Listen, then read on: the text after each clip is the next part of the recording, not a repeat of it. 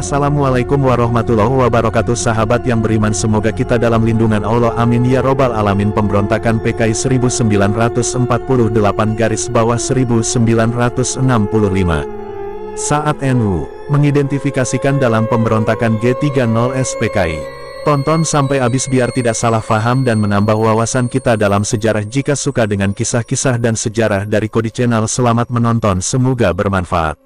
Pemberontakan Partai Komunis Indonesia (PKI) pada rentang 1948 hingga 1965 merupakan peristiwa tragis bagi bangsa Indonesia.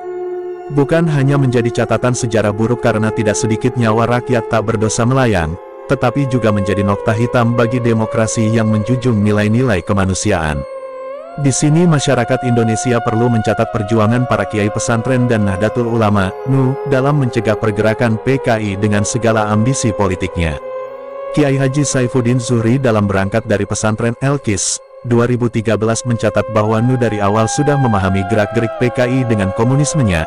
Tidak sulit bagi NU untuk mengidentifikasi siapa dalang dari pemberontakan gerakan tanggal 30 September tahun 1965 G30S di Madiun dan di beberapa daerah dengan melakukan penculikan dan perbuatan sadis lainnya. Sebab saat itu, belum banyak yang mengetahui siapa dalang bugot tersebut. NU mengidentifikasi bahwa percobaan perebutan kekuasaan melalui pemberontakan fisik didalangi oleh PKI. Karena itu, pada tanggal 3 Oktober tahun 1965, ketika banyak orang belum mengetahui siapa dalang G30S, NU telah menuntut agar pemerintah membubarkan PKI. Upaya merongrong dalam bentuk lain yang dilakukan PKI, pertama bisa dilihat dari usaha penetrasi ideologi komunis. Kedua, PKI melakukan pemberontakan fisik. Upaya bugot yang dilakukan PKI menelan banyak nyawa, termasuk dari kalangan NU yang sedari awal berjuang melawan ideologi komunis. NU melakukan perlawanan terhadap PKI di medan politik dan di lapangan selama kurun waktu 17 tahun. Pada rentang tahun-tahun 1957 sampai tahun 1959, Majelis Konstituante memang sedang membahas rancangan dasar negara. PKI masuk dalam faksi Pancasila. Namun, dasar negara Pancasila yang PKI perjuangkan hanya kamuflase politik karena yang diperjuangkan justru materialisme historis yang ateis. Pendiri NU Hadratus Syekh Kiai Haji Hashim Asy'ari pada tahun 1947 mengingatkan bahaya ajaran materialisme historis yang ateis itu bagi bangsa Indonesia. Karena konsep yang sedang dikembangkan secara gencar oleh PKI yaitu menyerukan pengingkaran terhadap agama dan pengingkaran terhadap adanya akhirat.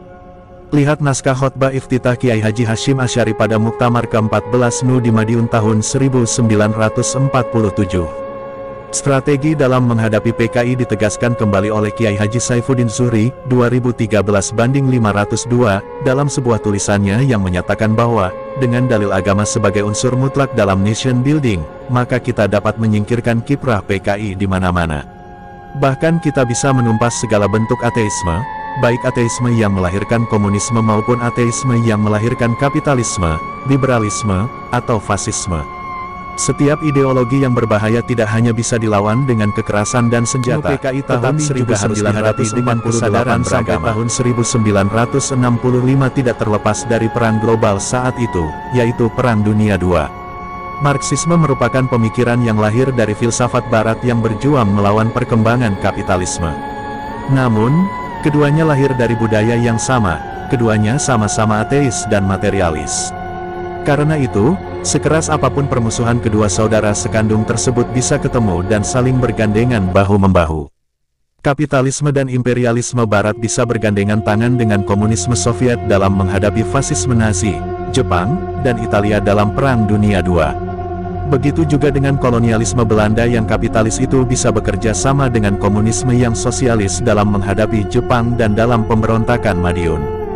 Para kiai NU tidak menutup mata, bahkan melek terhadap penetrasi ideologi itu. Sedari awal kalangan pesantren menolak segala bentuk penjajahan atau kolonialisme, baik saat Belanda dan Jepang menjajah bangsa Indonesia. Namun, para kiai tidak terkecoh dan tidak melibatkan diri dalam pertarungan antara komunisme dan kolonialisme di Indonesia. Karena keduanya sama-sama ateis dan sama-sama imperialis.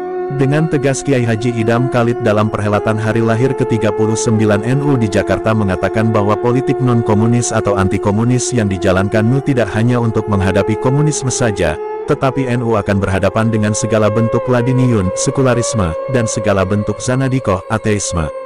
Karena keduanya merupakan satu kesatuan sebagai musuh NU. Semoga bermanfaat, amin. Jika ada salah mohon maaf sebesar-besarnya dari Kodi Channel. Assalamualaikum warahmatullahi wabarakatuh.